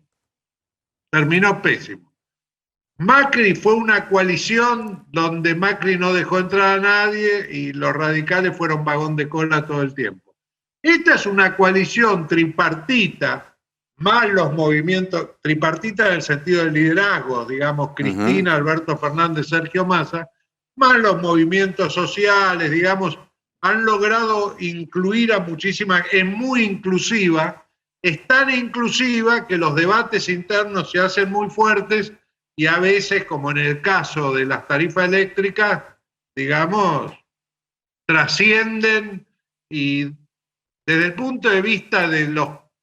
Hay un establishment, Rolando, que vos lo vas a entender bien. El establishment no es solo el establishment económico.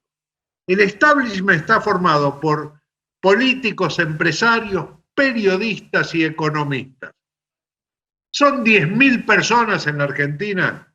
Discutieron durante una semana el conflicto Basualdo, Martín Guzmán, Cristina Kirchner, Alberto Fernández.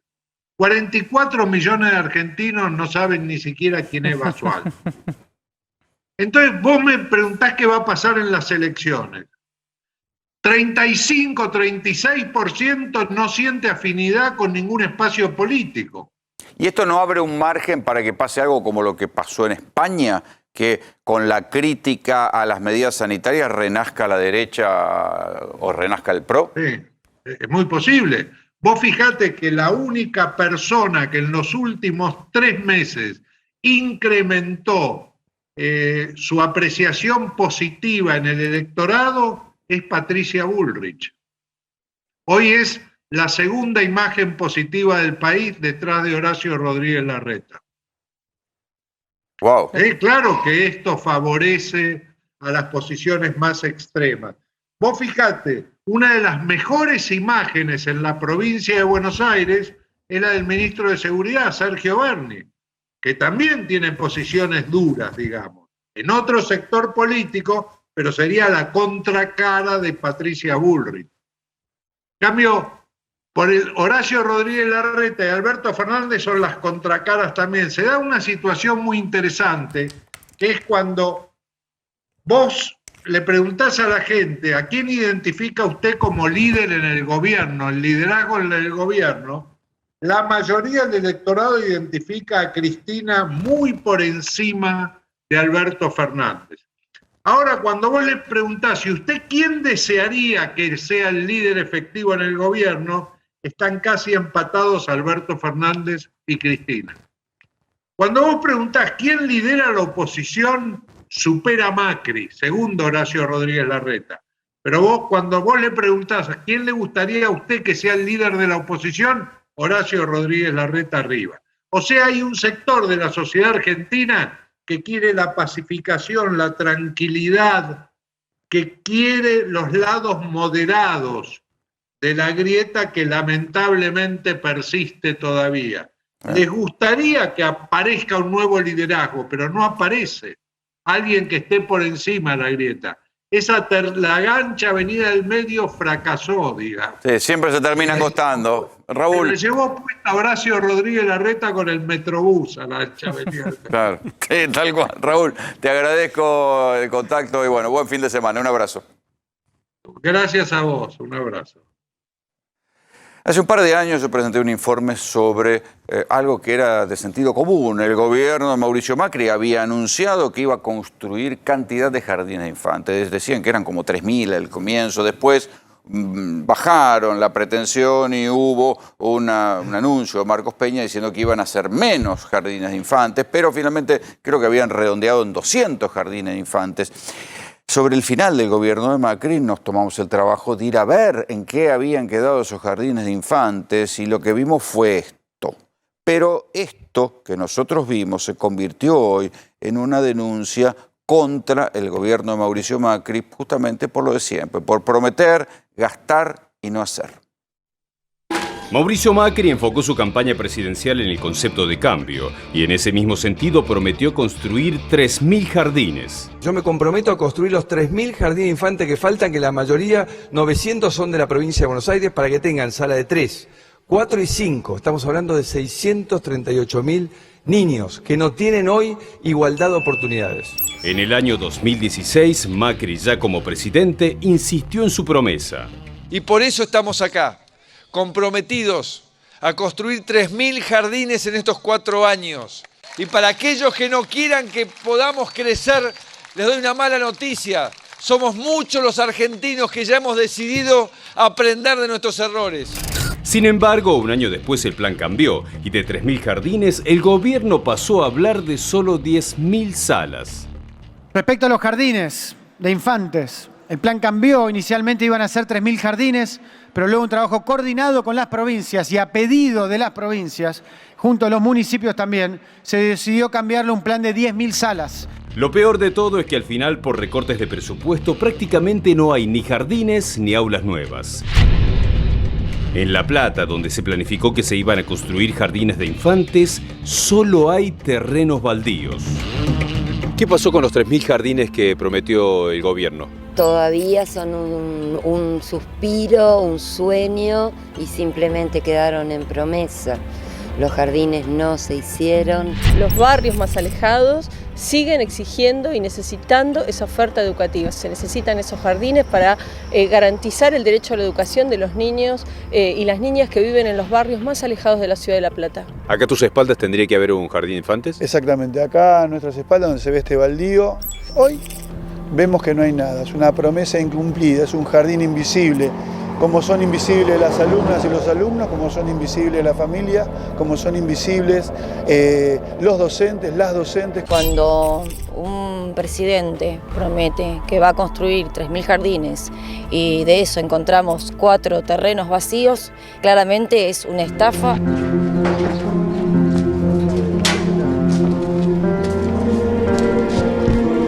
¿Por qué lo cuidan entre los vecinos del jardín? Hay un vecino que corta el pasto alrededor y otros vecinos que vienen a tapar los lugares por donde pueden entrar los delincuentes. ¿Tu hijo necesita o va a necesitar el jardín? Sí, el año que viene porque ya tiene 2 años y 2 meses, así que ya parece que falta mucho, pero como desde 2016 está abandonado, como que ya la esperanza ya no está que terminen tan rápido el jardín. Empezaron a robarse todo, nadie se quiso hacer cargo. Está abandonado desde hace 3 años aproximadamente porque no se continúa con la obra. Es una obra que empezó durante la gestión anterior.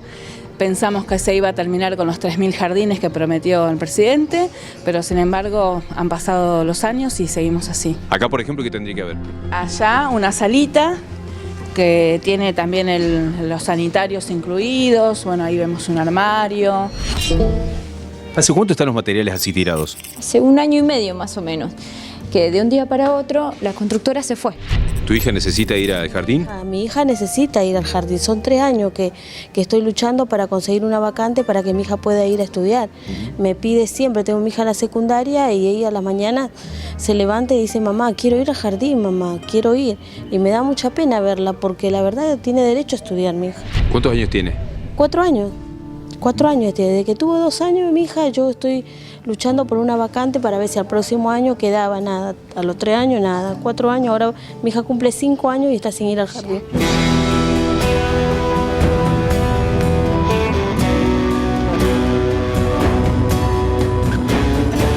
Hacer promesas con guión de Durán Barba en la campaña electoral o en el debate, como veían ustedes ahí a Macri en sus tiempos de debate, es fácil.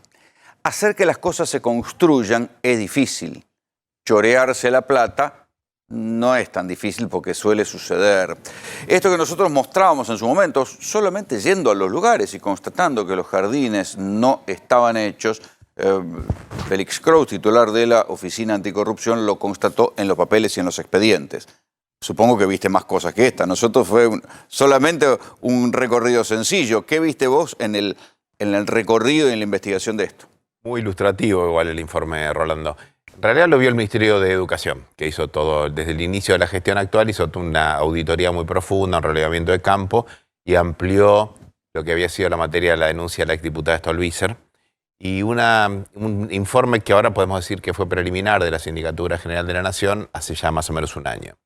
La verdad lo que se vio es que este es un capítulo, digamos un eslabón intermedio de la historia de unas licitaciones que ganó una unión transitoria de empresas, de 2 empresas que no tenían capacidad para esta obra, que licitaron por un precio que era el precio final de una obra por metro cuadrado en la capital federal, no el precio de construcción, era el precio de venta. Yo, digamos, por lo que vi, licitaron por $1.500, sí, casi $1.600, cuando más, el costo de construcción de una casa en un country era $1.000 en la misma época. Y 400, 500 en cualquier lugar del país, construir en esa escala, digamos, ¿no es cierto? Pero bueno, lo que sí seguro que no era el precio por el cual ganaron, no era el mejor precio. Y por otro lado, empezaron tarde, el Estado no los intimó a que comenzaran a tiempo, no los multó. ¿Se les pagó? Se les pagó, como sucede en este tipo de... El 30% de obras, de anticipo. Claro, hay un anticipo. Y por supuesto la escala del plan era mucho más chico que los 3.000 jardines, ya lo dice el informe. Nadie se preocupó, digamos, porque cumplieran ese contrato. Empezaron tarde, nadie los intimó, nadie los multó. Cuando abandonaron la obra, como vimos acá, que además la abandonaron, suspendieron la obra sin siquiera cuidarla, no había serenos, fueron vandalizados, fueron la rapiña, digamos, como suele suceder cuando se abandona una obra. ¿Y eso se hace mal a propósito o se hace mal porque no se puede hacer otra cosa? Bueno, a mí me parece, déjame terminar la idea es muy poquito de cómo sigue la secuencia de esto.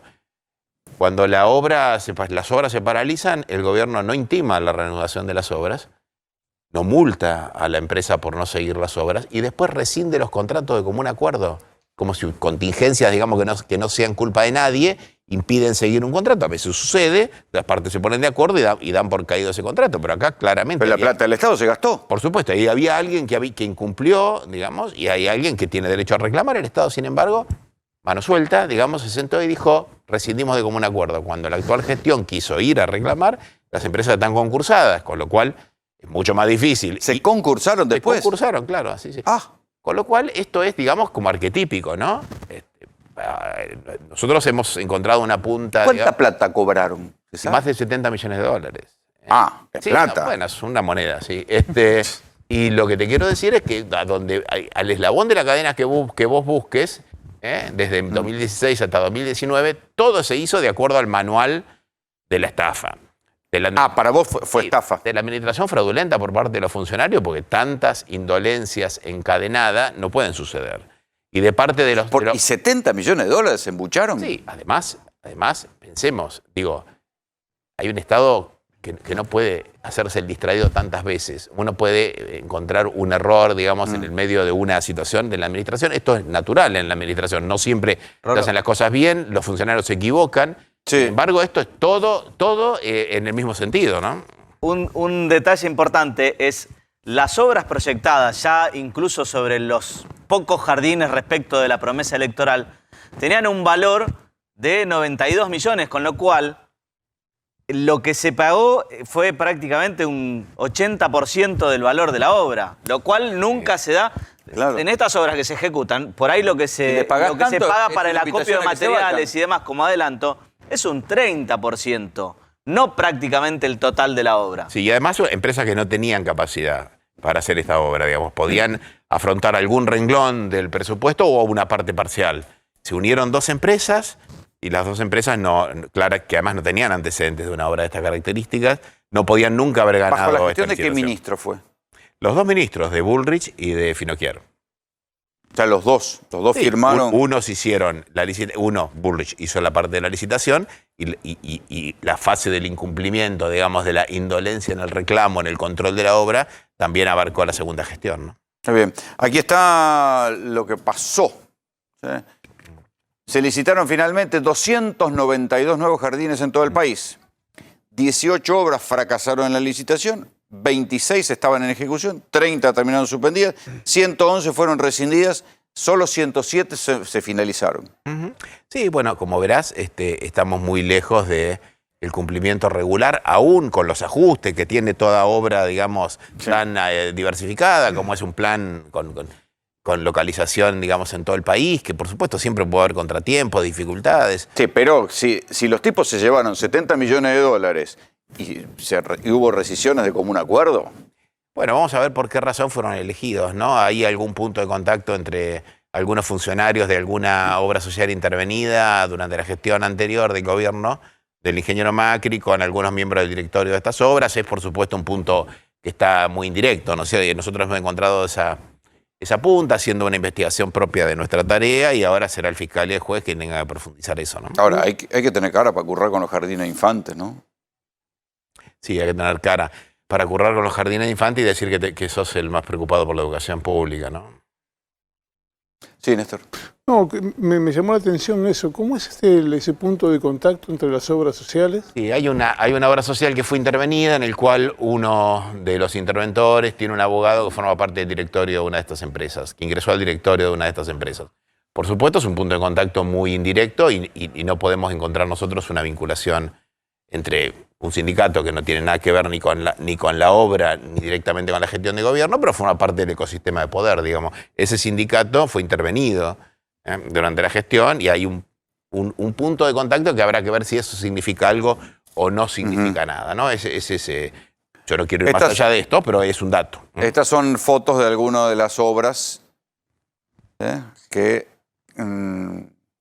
las tuvo que terminar el gobierno después. Está terminando los municipios, la está terminando las provincias, algunas provincias y algunos municipios, obviamente teniendo una obra empezada y con expectativa de la gente y con la obra en desarrollo, bueno. Se hicieron cargo, digamos. Ajustaron su presupuesto, es lógico, ¿no?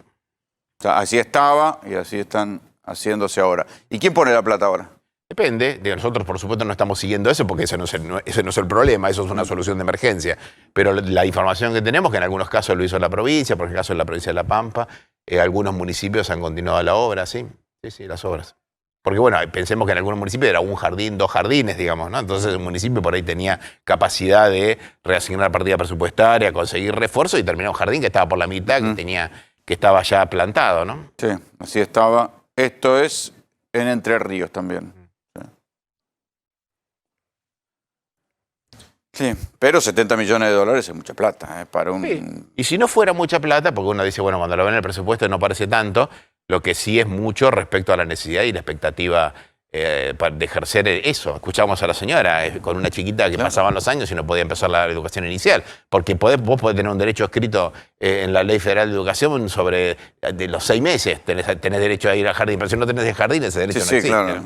Sí, Néstor. No, 2 preguntas. Cuando un municipio o una provincia se hace cargo de un jardín que no debió haberse hecho cargo, ¿no puede estar cometiendo un delito? Depende, porque esto obviamente después se renegocia formalmente y normativamente con el Estado federal, digamos, se reencausan. Hay mecanismos del derecho administrativo para reencauzar presupuestariamente este tipo de situaciones, ¿no? Que todo el tiempo sucede, digamos, que hay que redefinir obras, que hay que redefinir contratos, que hay contratos que fracasan, que hay contratos que funcionan y se retrasan. Esto forma parte del mecanismo de ejecución de obras y tiene mecanismo de resolución. Aquí está lo que vos decías, Félix, que varias obras se están reactivando y que en cada lugar se están construyendo haciéndose cargo alguien. Sí. Y eso todo... El contraste entre la promesa y la realidad es tremendo. Sí. No, digo, eso todo también es gestión pública, lo que digamos, las obras que se están haciendo. No sé. Sí, pública, la verdad digo, nación, provincia, municipio, alguna de los tres. Sí, no lo sé, la verdad, porque esa no es la parte que nosotros trabajamos. Nosotros trabajamos lo que se hizo mal, no lo que se hace bien. Existe el riesgo de que este proceso de estafa se vuelva a repetir en cualquiera de estas obras también. Si el formato de contratación es el mismo, el gobierno va y le da plata a una empresa para que construya. Los formatos de contratación siempre son esos, digamos, nadie... Bueno, ¿por qué no pensamos en cambiar ese formato de contratación? Bueno, el Estado no construye, el Estado no... ¿Y por qué lo tiene que construir el Estado? Digo, ¿por qué no vas a buscar a alguien, a un jardín privado y vos le propones, mirá, vos fabricame el jardín, vos gestioname el jardín, yo te voy a traer a los clientes, digamos, a los nenes, y yo a los nenes le pago la cuota, le pago la matrícula. Gobierno se deshace de todo el proceso de... Pero si le vas a pagar la matrícula a los chicos, sale más caro que... Vos decís como Chile, pero por si igual ejemplo, si vos a los alumnos públicos igual le estás pagando todos los meses. Escúchame, o sea, van gratis significa que le estás pagando todos los meses. Ese es el modelo chileno. Pregunto si es una opción. Ese es el modelo chileno, sí, terminó con Santiago prendido fuego en el centro. ¿Esa es la respuesta? Esa es la respuesta. ¿Y esto terminó con 3.000, ¿cómo es? 3.000 jardines afanados. Eso es un negocio de centenares. Este también es un negocio, lo acaba de demostrar vos que es un negocio. Se están rehaciendo. En la República Argentina la gente se educa sin pagar, porque es un derecho y no una mercancía. Vos pero no, pero yo digo que el gobierno pague. No digo que los alumnos paguen. Yo digo que el gobierno le paga la matrícula a los alumnos. Es una mercadería subsidiada por un Estado que trabaja... la palabra mercadería. Que trabaja para los privados. No, yo no te estoy No te preocupes, estás acompañado por unos cuantos. No, pero me estás entendiendo mal o me estás chicañando, está bien, es un juego. Pero yo lo que digo es... No. Vos hacés que otro ponga la plata, un privado, un jardín privado, y vos, Estado, le pagás al alumno la cuota. Entonces el alumno no pone un centavo, sigue siendo gratis para el alumno. Y para el Estado sigue siendo lo mismo, porque a ver, no, para el Estado termina siendo mucho más caro, es más barato construir los jardines que pagarle a alguien. De hecho, se hace con los subsidios a la educación privada. Claro, digo, se subsidian a determinadas escuelas. Subsidiar la demanda de educación en lugar de subsidiar la oferta. Y te ahorrás como mínimo que pueden suceder circunstancias. Sí, ese es el modelo chileno en el cual se contrae la demanda de la educación y se expande la ganancia del que lo... Pero la demanda de la educación está dada por lo que el gobierno quiera ir a subsidiar. Entonces, la demanda la terminan decidiendo ustedes, no nosotros. Ese es el modelo económico general que sostiene que el funcionamiento de la economía depende de la oferta. ¿Vos sabés qué otro negocio asociado tienen los que se dedican a la educación en Chile? El negocio inmobiliario, que es el negocio de ejecutar las deudas hipotecarias de los endeudados. Esto también fue un negocio inmobiliario. Pero lo demostrás vos el negocio. Me traes vos los mismos temas que me estás demostrando. Esto es un modelo de derecho, donde el Estado oferta las capacidades de educarse y aquí hubo un tremendo curro que Sí. debe ser investigado y sancionado. Esto no invalida el modelo. Vos lo que planteás es cambiar un modelo. Sí. Y la verdad que ese modelo que vos planteás es un modelo mercantilista de la educación. Pero yo tengo una pregunta. ¿Esto que demostraste vos es la primera y única vez que sucedió? Es el modelo colombiano, ¿O es el modelo. cada vez que hay es el obra modelo pública chileno existe riesgo que la plata se la roben? Que pone en llamas, que pone las sociedades en llamas porque la gente. Bueno, y Argentina está en aún ruinas. peor No están que en acá. llamas, pero está en ruinas. Estuvimos hablando todo el programa de eso. Argentina está en ruinas. Porque el modelo Argentina está- neoliberal y Macri y todo eso, me vas a decir. ¿Vos me decís que no? En parte sí, pero no, también. para saber. Pero no es independiente de los 100 años que hay antes. No, pero ni de los 2 años que venimos últimos ahora. 4 fueron estos, ¿eh? ¿Cómo que no te escucho? Los últimos 4 fueron los de Macri, que los son los que últimos sostienen 8, el los modelo últimos 12, ¿qué que son los que significa sostienen eso? el modelo que propones vos. Nadie en Argentina hizo lo que te estoy diciendo. En términos de educación. Pero era hacia dónde íbamos. No, se afanaron la guita haciendo el modelo de obra pública tradicional. Si no, esos jardines, el que tiene empatía con esa señora que quiere mandar a su hijo a la escuela y que no le importa solamente el negocio, le va a dar más plata a las constructoras chorras para que se robe la plata de vuelta. Le termina los jardines, como se terminaron las casas. Pero por supuesto, además yo terminaron no te los estoy hospitales. diciendo no terminar Esperen, jardines. porque por si esto fuera poco, fue un mal día para los diputados de Juntos por el Cambio. Hubo una diputada a la que encontraron haciendo el viejo truco de me quedo con la plata de los asesores y la reparto, la mitad de la plata me la quedo yo, y la mitad que se arreglen los asesores. Y otro diputado al que le encontraron un reporte de operaciones sospechosas. En el caso del diputado al que le encontraron un ROS, es Juan Aisega, ¿sí? Le encontraron un reporte de operaciones sospechosas porque este muchacho tenía 14 millones de pesos en efectivo y fue a saldar una deuda con su ex, con 14 millones de pesos en efectivo, algo que, no sé, si vos y yo lo hacemos, Néstor, ¿sabes? Como ahí mismo nos meten preso.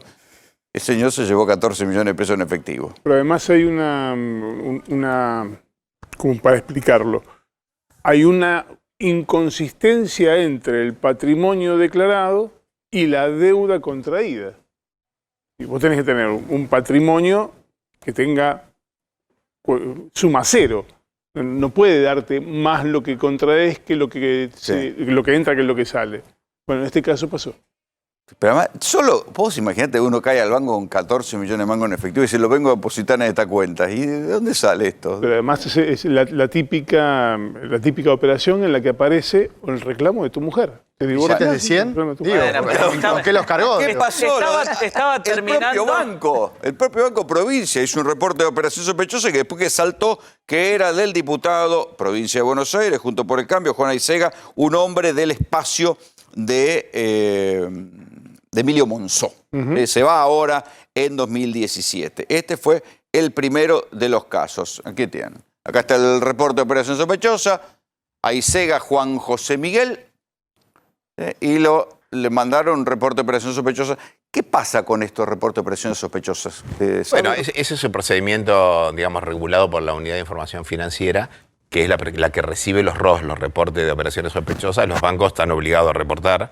¿Y esto se abre una causa judicial con esto? ¿O? Primero hace una investigación sobre el reporte de la Unidad de Información Financiera y eventualmente cuando lo procesa y lo trabaja puede terminar o no con una, por ahora sospechosa, muy sospechosa. Pero después, bueno, ahí Carlos Cruz y su equipo harán su trabajo. Y después vino el informe sobre la diputada de Corrientes, que quedó inmortalizada en un audio donde le dice a uno de sus asesores, vos vas al Banelco, sacás 80 lucas, 40 son para vos, 40 para mí, y el señor que figuraba cobrando las 80 lucas. A ver si podemos escuchar el audio. Vos tenés que tener sobre de cada uno. Vos contás cuando ellos te dan, hacer el recuento, pones el nombre y cerras. ¿Sí? Y yo te voy a decir cada mes, en todo caso, a quién le vas a llevar. A quién vas a entregar. Vos te encargas de ello, yo me encargo de lo que es mío. Yo te encargo de lo mío es mío. En un papelito así, vos me decís, Damián Arroyo, en mano, ¿cuánto tenés que cobrar vos en mano en tu recibo? Tu recibo en mano dice 80, bueno, entonces 40 te queda y 40 pones en la hora. Bueno, esta es la diputada por Corrientes, ¿no es cierto, Néstor? Sí, la diputada salió hoy a hacer una aclaración respecto de que el audio está editado. Y que lo que ella dice cuando dice 40, yo te voy a decir dónde tenés que llevarlo, era que esos 40 estaban destinados a obras de beneficencia. ¿Y por qué le saca 40 al asesor? Bueno, porque como ella de su dieta destina una cantidad de dinero para hacer beneficencia, los que colaboran con ella tienen que hacer lo mismo. Pero es el famoso animémonos y vayan.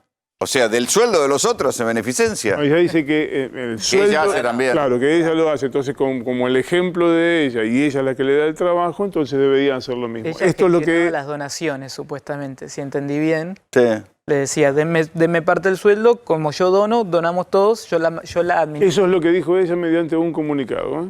Eso, perdón, Félix, ¿eso corresponde a Oficina Anticorrupción o no? Eso corresponde a un guión de Saborido y